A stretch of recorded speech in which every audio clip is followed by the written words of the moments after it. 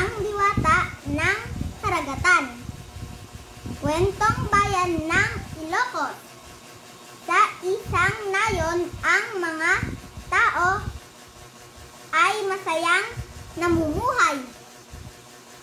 Mapagpala ang kalikasan sa kanila. Ang pangunahing hanap buhay nila ay pangingisda. Sagana sa maraming isda ang karagatan. May nagbabantay sa mga isda. At ito ay alam ng mga tao. Ngunit may mga taong sakim. Nais nilang makahuli ng maraming isda.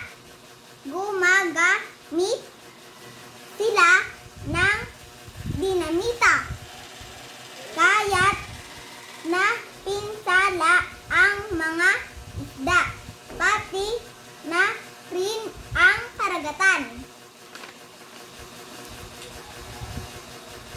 Nagalit ang diwata. Simula ngayon, wala na kayong mahuling isda. Naghirap at nagutom ang mga tao. Bumangit na rin ang karagatan. Nagpulong ang mga taga-nayon at nagdesisyon na humingi ng tawad. Diwata, patawarin mo na kami sa aming nagawa.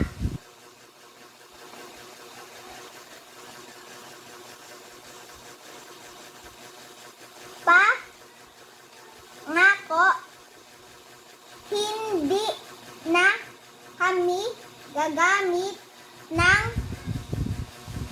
anumang makakasira sa karagatan.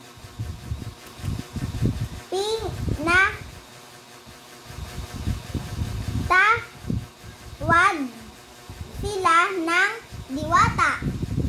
Bumalik na ang ganda ng karagatan at dumami na ang mga isda.